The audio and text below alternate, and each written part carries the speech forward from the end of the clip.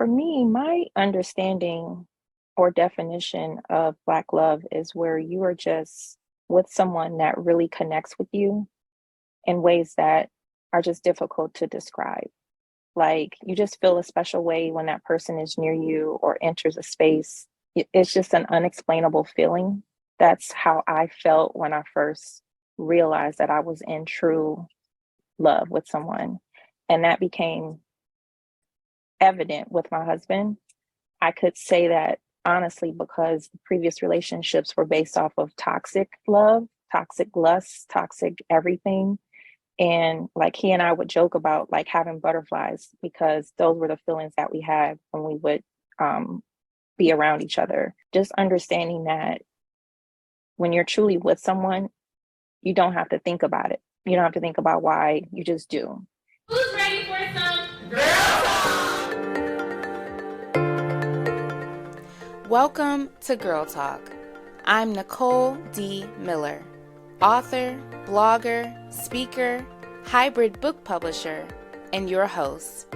At Girl Talk, we are a safe space for female leaders to engage in healing and edifying conversation. This is your Me Too, empathetic corner, where we have authentic and transformative dialogue designed to uplift and connect high-achieving women like you. Are you looking for a safe space to cultivate sisterhood with other like-minded female bosses? Leave your cape at the door and join the conversation. Welcome to another episode of Girl Talk. I'm your host, Nicole D. Miller. Today we're having an honest, heartfelt discussion about a question that stirs emotions for many of us. Can Black love still happen? We're joined by an incredible panel of women who span the spectrum of love and relationships. From being married, divorced, engaged, dating, to single, we bring a variety of life experiences to this conversation. But one thing that unites all of us is our collective desire for Black love. This was the first time we had this large of a panel. Normally we range from 4 to 6 folks. But with this topic, I felt like God was saying to cast my net big. So I did. Get ready to hear from Brittany Irvin, Jamia Lewis, Secret James, Butter Khan, Kiana Lavender, Marlia Hall, Dr. Shamara J. Hutchins, Ari Baker, Nikki B., and Mary Johnson. We'll reflect on our earliest introductions to the concept of Black love, explore how the media and TV shaped those ideas, and share our personal journeys, how we've lived, lost, and longed for this beautiful and complex form of connection. Whether you identify with the desire for Black love, or you're questioning its existence, this episode will hopefully leave you introspective, inspired, and connected. So, grab your favorite beverage, sit back, relax, and join the conversation. Can Black love still happen? Okay. So I handpicked all of you guys for a few reasons. I wanted a multitude of experiences. I wanted people from different walks of life to come together so it wasn't just one-sided. And I think when we come together, we can see the fullness of what the solution is for our individual journeys. So in case I didn't say this yet, my name is Nicole D. Miller. I am an author, a blogger, a writer. I've released a few books. I just released my debut novel, When Love Wins. You can learn more about that at whenlovewins.love. And we're going to introduce each of the panelists first in alphabetical order, starting with their last name. They're going to share their name. They're going to share their business. They're going to share their website and social media so you can follow up with them and learn more. And their relationship status, either single, in a relationship or dating, a divorcee, or married. Okay, so it's 4. And then we'll get started with the round 1 of questions. So the first person to go will be Ari Baker, then Brittany, Lisa, but she's not here yet. So if someone's not here, we can, skip them for now. Marlia Hall, Nikki B., Dr. Hutchins, Secret, Mary Johnson, Butter when she comes in, Kiana, and then Jamia Lewis. So we'll get started with you, Ari. How y'all doing? My name is Ari. Her name is Ariel Baker. I am a nurse fitness coach. I practice holistic health, and I also teach a step aerobics class. My business handle is Train Ari Strong LLC. My web handle is trainaristrong.com. And you can also, my biggest platform is IG. It's also train Ari _ strong. And I am in a relationship right now. Hi, everyone. My name is Brittany, also known as Miss Britt.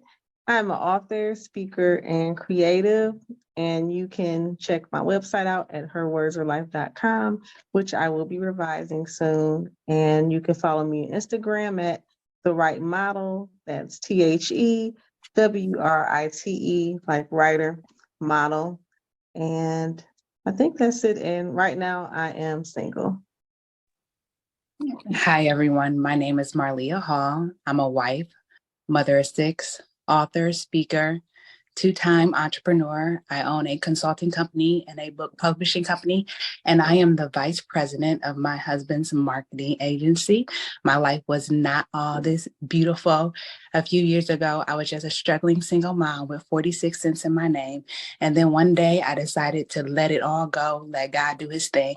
He turned that 46 cents into $10,000, and my life has been amazing ever since. I literally met my husband while speaking on the stage, sharing my testimony and story. So I just know all things can happen no matter how bad it is right now. I am married. I am Marlia Hall on all platforms, Instagram, Facebook, YouTube, TikTok, and my website is marliabrian.com, and my online academy is at lovingmefreely.com. I'm excited to be here with you all and to have this conversation. So I'm Nikki B, and my first name is actually Nicole. And as me and Nicole talked about before, so the name Nicole actually means victory of the people. So once I found that out, it just gave me a different purpose, and it gave me a different focus in how to live my life. So I am the host of VIP with Nikki B, and the VIP stands for Victory in People. So that's exactly where we see the victory in people, but most importantly, we want people to see the victory in themselves. And that's really, it started with me talking to myself.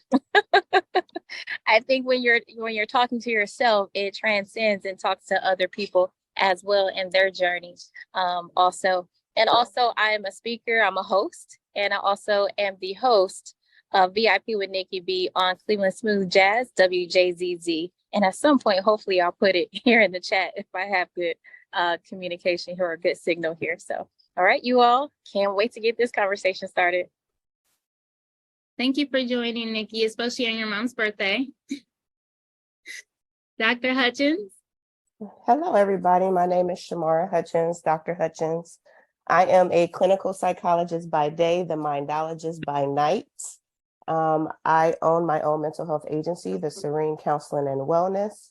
You can follow me on all platforms at the Mindologist, and I am married. I've been married for 15 years. Awesome. Secret. Hello, I'm Secret James. I am a registered nurse. I've been a nurse now for the past 8 years. I specialize in mental health. I'm also a newly yoga instructor. My handle on Instagram is Zendaddy, ZenDaddy. The actual name is way too long, so just type in Zendaddy and you'll find me. But yeah, I'm very excited about today. Drum roll, I'm in a relationship now. Last podcast, I wasn't. So. Yay, progress. Hi, everyone. I'm Mary Johnson. I am the owner of Vitamin Candy, which consists of 3 components, and that's fitness, wellness, and vegan food. I've been in the industry for almost 20 years now. I can't believe I'm saying that. I'm a certified personal trainer, nutrition, fitness coach, DNA diagnostic programmer. The list goes on and on. I'll be here all day telling you guys what I do, but yeah, that's pretty much the gist of it all. I am a 2-time author. I specialize in cannabis as well. And I am engaged. All right. Oh, my platforms. I didn't say where you can follow me. So vitamincandy.com, spelled totally wrong on purpose for trademark. And that's VITIMANKANDIE. And on my social media, it's all of them are Vitamin Candy on IG, and then VK Fitness on IG as well. Love it. And I love you're engaged. So we got to add an E. Single, dating, relationship, engaged, divorced, married. Okay. Hi, everyone. Kiana Lavender.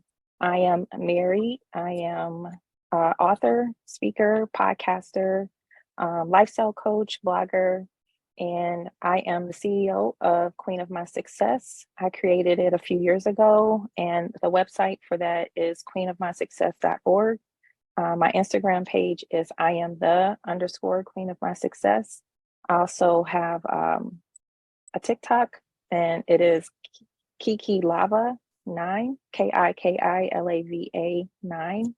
And also, if you're interested in emailing me, if you have any questions or comments you would like to reach out directly that way, it is queensuccess25 queensuccess25 @gmail.com. Awesome. And I don't know if you guys can save the chat, but I definitely will send the chat out to you guys after this. So you'll have everyone's information in the chat. Last but not least, my bestie, Jamia Lewis. Hello there. I'm Jamia. I'm from Cincinnati, so I actually think I'm the only one that's outside of the Cleveland area, but I'm a welcome guest in Cleveland. She's an honorary member of Cleveland. Yeah. Yeah. But I'm from Cincinnati, Ohio. I'm an educator, have been in education for about 17 years now, and totally does not feel like that. So I teach high school. I'm also the founder and the host of the Thanksgivers podcast and the Thanksgivers online community. And it is a community geared towards women of faith who have lived enough life to know that they don't have to pretend to have it together for anybody. And they know that life is hard. And so our desire is to persevere and praise no matter the circumstances. And so my relationship status is single. So I can say, like, I was thinking as people were talking, like I would say, real love, I'm searching for a real love. Like, it's true. I am. And so when Nicole asked about this, it was like, oh, Lord, I don't know that I want to do this. But I told her, I was like, shoot, I better. Marlia, I heard you say how like your husband saw you like giving your testimony somewhere. I told Nicole, like, this might be how my boo find me. I don't know. So let me be on here saying a few words. So, but you can find me on Instagram at the Thanksgivers podcast. That's probably where you're most likely to get an update about where I am, what I'm doing. And you can also listen to the podcast on all podcasting platforms as well. So, and I'll post my information in the chat as also. Thank you, Jamia. If I'm hooking up anybody, hopefully it's myself too. So let me put that out there. I am single as well. But we do have Butter who just joined. So Butter, we're going around, we're sharing our name, our business, our website and social media platforms, what we do, and our relationship status, single, in a relationship and dating. Now we have engaged. I'm so sorry I'm late. That's why I'm late. I'm Butter, and I'm a tattoo artist in Cleveland. I have my own studio, Ink Therapy Studio. I do brows and tattoos and teeth whitening and you name it. My social media is That Girl Butter with an A on Instagram, or ButterCon on Facebook. And my website is inktherapystudio.com. And I am totally single. So we got single, and totally single. Okay, we're gonna go ahead and get started with these questions, y'all, because I know y'all been waiting and practicing. So the first question is, what is your understanding of Black love, in quotes, and when did you first get introduced to this concept? So we're going to stick with our order, with starting with Ari. Oh, look at God. Okay, everybody, let's see. Okay. My concept of Black love isn't totally rooted in the concept of marriage. It's more so that unconditional support between the two. Girl, boy, girl, whatever you like. It's be able to rely on someone when you can't rely on anybody else. It's being able to look forward to that person, even when you guys aren't on the best of terms. It's the concept of my life is better with you than without you. The first time I was introduced in Black love was watching TV, Martin and Gina, watching like Good Times, watching like Family Matters, things like that. Those were my portraits of Black love. And also with my mom, she's a serial dater, married 3 times, divorced 3 times. So I didn't really get to know my dad, but I had my stepfather, and that was the example of Black love I had, toxic and untoxic. So Thank you, Ari. Brittany? So my concept of Black love is true commitment. And I would have to say, family wise, some of those examples that I have seen personally, my great uncle that I actually got to meet in 2010, which was my grandfather's brother on my mom's side, he was married to his wife for 65 years. And I'm so thankful I was able to visit them several times in DC and just listen to their stories on faith and love and raising a family. So that was probably the biggest example for me. So that's more recent. And then also I would say too, to some of my other cousins that I grew up with that are a bit older than I am, they've been with their spouses. Oh my goodness, they're like in their late 40s and stuff now, early 50s.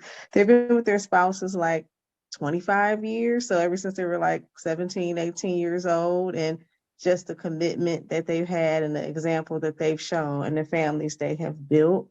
And then lastly, I would say a couple of my best friends, just through the ebbs and the flows of whatever happens, that they've really hung in there and stuck with their marriages as well. And same, and we all turned 40 this year. So they've been with their spouse, the same thing, late teens, early 20s. Those have been some of my examples. So I came into the knowledge of the term Black love when there was like this very recent, I think maybe within the past 5 years, the OWN network, they did like a Black love doc or a Black love series or something like that. So that was my first time actually hearing the term on social media. And I just compared that to people of like African or African American descent deciding to go into a relationship together. So 2 African Americans or whatever get into a relationship. Growing up though, my parents, I'm 35. My parents have been married for 37 years, and most of their friends all were these Black couples, Black women with Black men who were married with these Black families. And so that's really what I grew up around, and that's all that I saw growing up.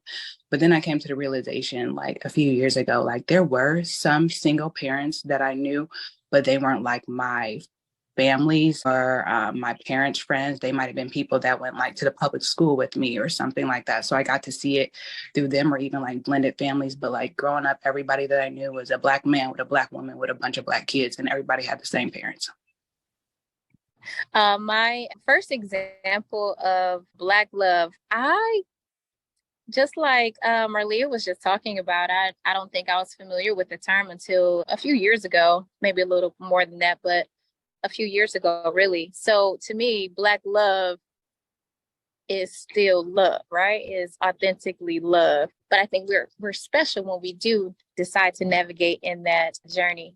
But for me, I'm not 100% sure that I really seen the man woman at an early age. But the couple that I can remember from way back, my earliest remembrance is my aunt and uncle, which is my cousin's mother and father, which is actually Shamara's husband. So I seen their relationship, and that was my first real relationship that I seen that was a long-lasting relationship, right? So I seen them travel together, move on up together like the Jeffersons. And yeah, other than that, it was really a lot of television. So I'm not even sure if I thought it was tangible. So to me, it wasn't really there until recently. And really, I guess this is going to be another question. So I'm going to pause right there. I'm going to bookmark that. Don't forget it. Yes. Dr. Hutchins. I had to actually think about the question when I read the question. I said, the first time I thought about Black Love is Love Jones, because that's like my favorite movie. And then like ultimately my favorite movie. But growing up, the only person that really stuck out in my life was my grandmother and my grandfather. So I got to see the Southern marriage. So my grandmother was born and raised in Alabama, and I got to see the determination, the resilience, the dedication, the love through it all, the growth, the selflessness. So that's when I noticed, or that's when I think about, after thinking about the movie, I'm like, that's what I think about. That's where I first saw love at. And then, go to the Cosby Show, Family Matters, but mostly the Cosby Show, because that's the one that, I watched the most. And that's where I first saw Black love and understood it. So, well, my understanding of Black love would be just partnership. Like I'm from down south, so I had a lot of experience with married couples, but sometimes it's a little bit different. You have couples that are married for love, and you have couples that are married for stability. And what I saw out of both of them was partnership. At the end of the day, I saw a lot of, women leading the household and men covering the household. And so when I think of Black love, I just think of partnership. And if that's what I want, is a partner. Now, when did I first get introduced to love? I was very, very young, but books is what introduced me to love. And then later on down the line, when they started turning books into movies, I started actually seeing it. So I guess love was always an imagination of mine because I read a lot of books. I would agree. That's a good point. Mary? So my definition of Black love, I would say, there's so many things that I could say, but first and foremost is that spiritual connection. One of my favorite movies is Love and Basketball. That's actually how I kind of equate my relationship that I am in now. And just to put this disclaimer out there, I have been married before. And I'm also a divorcee, so I just said my current status, but I've always been like a hopeless romantic. And my example was my parents. Preferably my mother's side of the family always showed that aspect. My grandfather was with his wife for a long time. My grandmother died early on before I could even meet her. And but his second marriage, he was with her for a very long time. And my mom and dad been together for like 40 something years, still hanging on. And so if I would just kind of just in plain sight say like a Black love definition would be spiritual, an undeniable spiritual connection, patience, and non-judgment. Thank you, Mary. Butter? I think it was love as a whole that I knew about, because I was born into parents that have been together now. I'm 44. My parents have been together for 50 years. My mother and father are 6 years apart. My mom was 17 years old.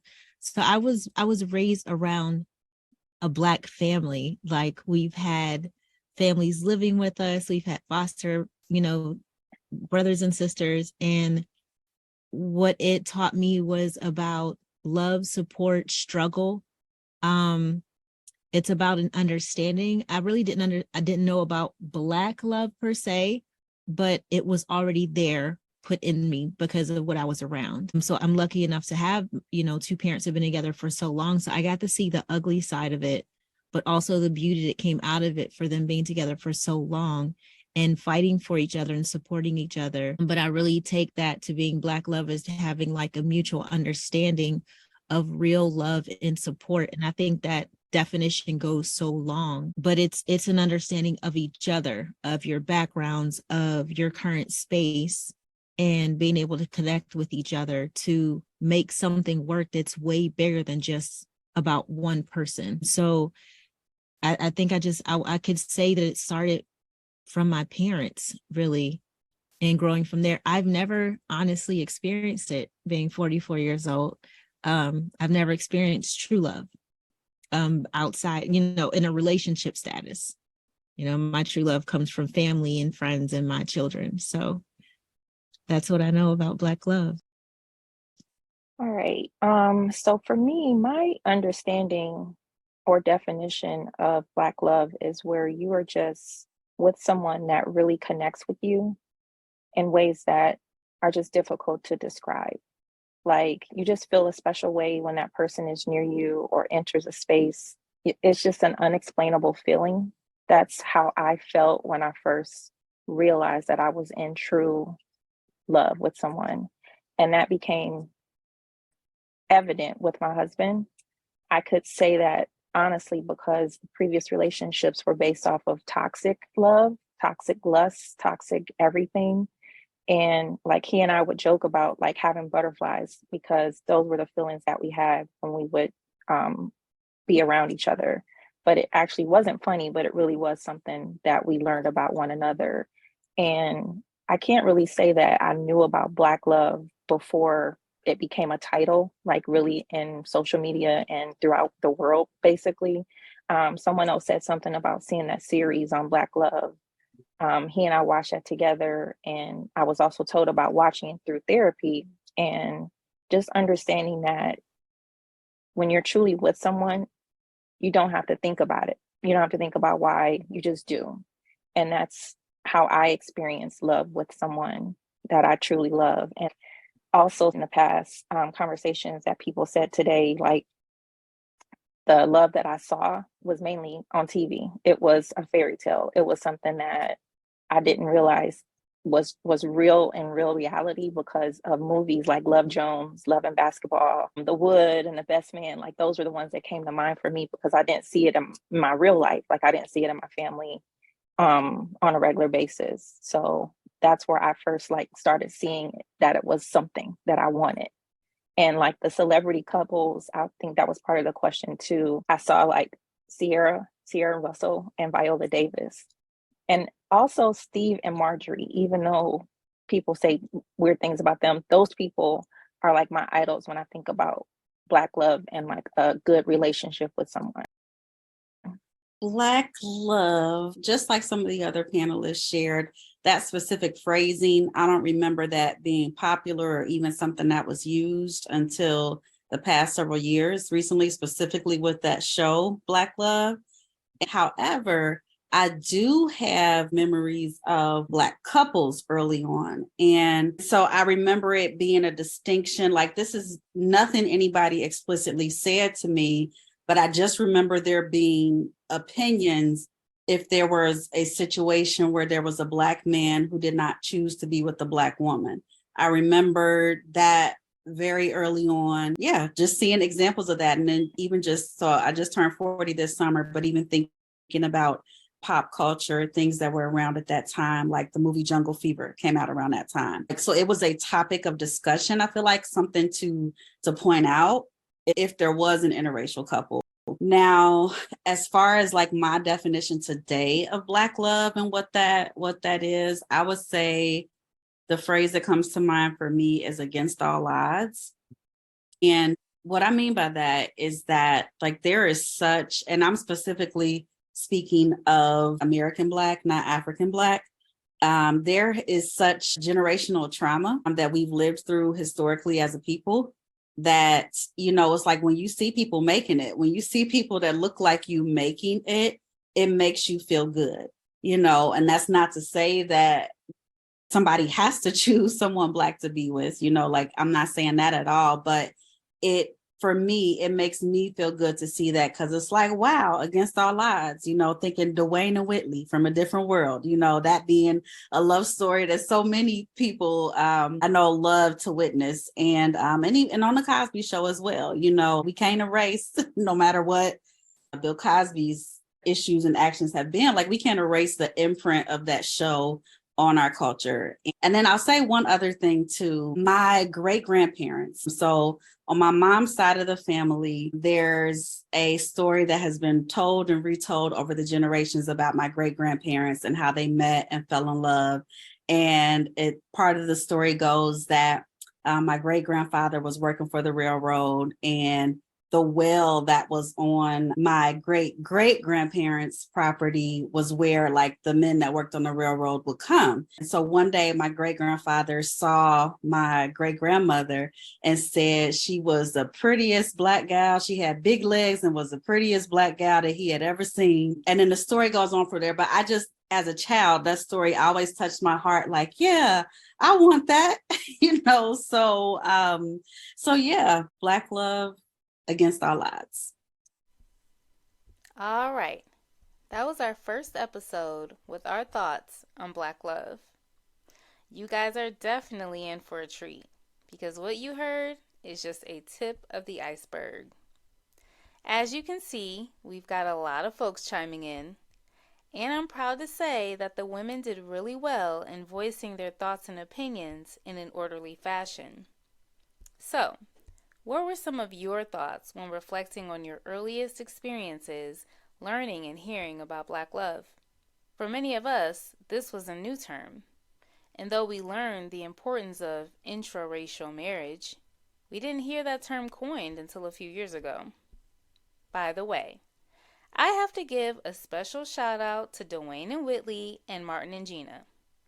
I'm an 80s baby and 90s kid all day, and the Black shows were popping in the 90s. I don't think anything will ever top that Dwayne and Whitley wedding scene where he burst down the aisle to go get his bride. Okay, I digress. One of the other things we touched on in this discussion was analyzing if we witness Black love in our homes, families, or communities. I think when we're young, we're influenced more from what's happening in the home. So it'll be interesting to hear the responses from the rest of our panelists and how their upbringing played into their lives. As I mentioned before, we are just getting started. So make sure you tap in to part 2 of Can Black Love Still Happen? We will be going deep in unraveling this culturally relevant and necessary conversation. So stay tuned. And remember, I attract amazing women doing amazing things.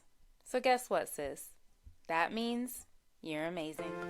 Don't forget to subscribe, rate, and review this podcast. To continue the conversation, join our Girl Talk community by following @GirlTalkCLE on Instagram and Facebook.com/HTOHB, where you can join the Girl Talk Facebook group. You can follow me personally on Instagram @HTOHB, on Facebook.com/HTOHB, and at YouTube.com/@HTOHB. Feel free to reach out via email info@indiemillerpublishing.com. If you're a writer who wants to take the next steps into becoming a published author, you can book a one-on-one consultation at indiemiller.pub. Just let me know you heard about my publishing house through Girl Talk, and I'll give you a 50% discount on our one-on-one. If you'd like weekly inspirational nuggets, you can subscribe to my blog and monthly newsletter at NicoleDmiller.com, where you can learn more about me and my writings.